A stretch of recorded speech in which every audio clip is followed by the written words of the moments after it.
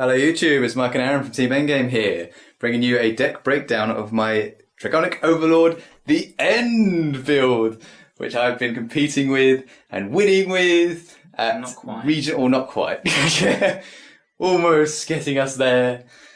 So yes, to start off with, this is my grade 0 lineup. With Conroe as my starter, because I don't think there's anything else. There is quite You could use the Amber Dragon. You could use the Amber Dragon, but that's a different build, and it might be useful come the limitation of As soon Conroe. as they bring out the Grave Researcher, that could be a possibility, but Yeah, but it's also the limitation of the End is the only point I'd use it. it's gone now. Yeah, it's gone now, but if it ever applies here. In terms of my trigger lineup, you're probably thinking, the hell am I doing? The reason I've done 2 of each critical is to try and influence the opponent, if they're really into checking my triggers, that I'm running more critical triggers than I am. So even if the End isn't active, they think, I've seen 3 different triggers. Or I've not seen a draw trigger yet, what's going on? But actually, I run 6 draw, 6 crit. Because the End doesn't really have any, well, it doesn't have any draw power, par the End's effect going off. So you need that hand advantage to finish it quickly, because the End itself is a big enough threat without the critical triggers there. The alternative in terms of triggers would be the stand triggers, but at the end of the day, the stand triggers, it's a different build. I've seen it done. It may well work, but I prefer the consistency and the threat of the draws and crits. Yeah, anything else, Aaron? Why do you use 4 Gatling Claw? Well, that's kind of probably Oh, there you go. this answer. Yeah, so majoritively the top 2 mainly used decks are the End and MLB, and generally people rely on their starters quite heavily. It's very nice just to snipe it off and ruin their chances to have a good start. Yeah, you've done to me so many times which in is the past. absolutely lovely. Evil man. And the other alternative of grade 0 is the Doombringer Griffin. And that's which a very good one. Yes. Why don't you use it? It's Surely so- that'd help you get the End off a lot easier. But the thing is, there's a counterblast 1, and you choose either itself and another unit, or 2 other units, because it says 2 of your category rearguards. You retire them and search for the End. Now, the whole idea is the End is you +1, and you through your extra drive checks. But the lineup in the End is very limited, and I don't have any room for it. Again, it would be useful if the End or Conroe were to be limited, because it basically just substitutes them. yeah, I get you. And also Counterblast, which will be the excuse for many things in this deck, I can understand that. because as you need well. them available. Okay, and now my grade 1 lineup. You of course have the 4 Bari, the 4 Perfect Guard, which is pretty much, I think, a staple, because obviously you've got the Majesty Lords and the Ends and all the other horrible Vanguard effects that you need to stop and the overpowered columns. 4 Bar, again, fairly standard. In the 3 Kimnara, 2 Promise and 1 Eremo.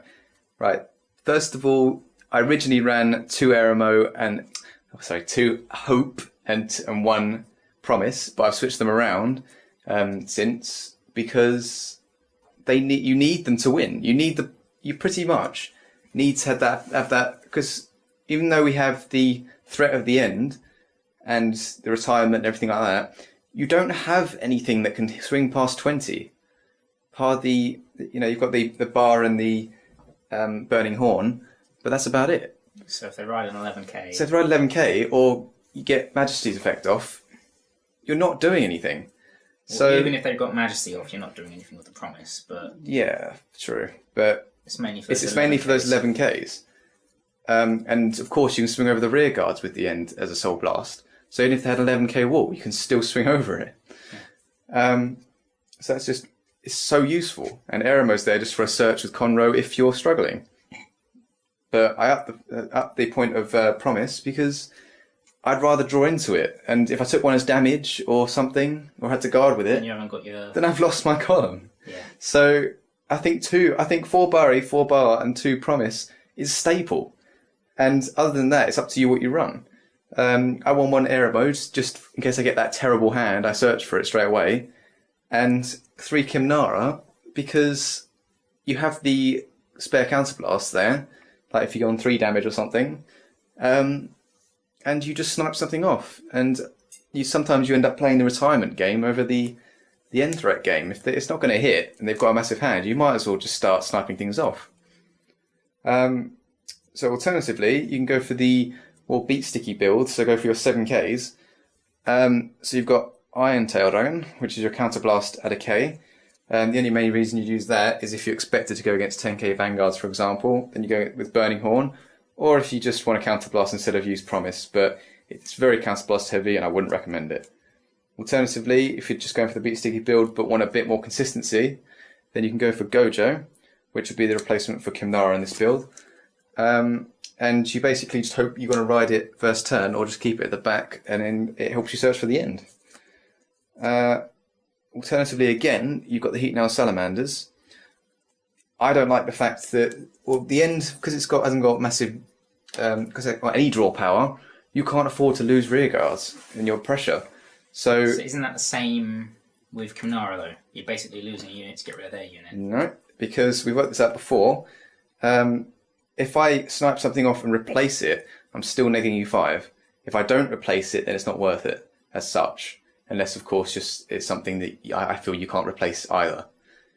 So yeah, it's also a certain snipe over the Heat Now, which you can still guard and go, I don't want you to get rid of a unit. And it's adding to the deck. You need to sack with the end. You don't want something going back to the deck. You want to thin it as much as you can.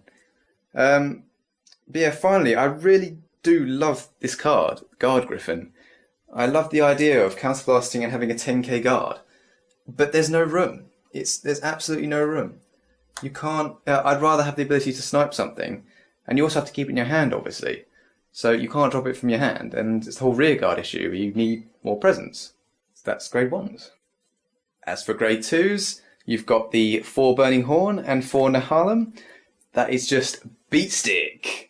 It's the fact you need the 10Ks against the MLBs, which is lovely. And also to hit the numbers, of course, you've got your 6K boosters, and they need a 10K in front of it at least. So you might as well go for the 12K Swinger as well, considering in this build, my Vanguard's always going to be an Overlord.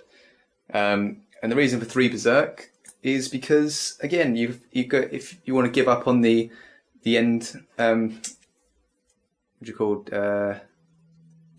pressure. The end pressure, okay? Yeah. Then you just start sniping off. You just drop your Berserks, snipe off the Interceptor to do a push, Or booster. But it's not really a push if you get rid of the booster, because it's not an Interceptor. Yeah, I know, but you've done this to me plenty of times where it's just annoying. Yeah, but that's because you have grade 3s at the front and I can't get rid of it.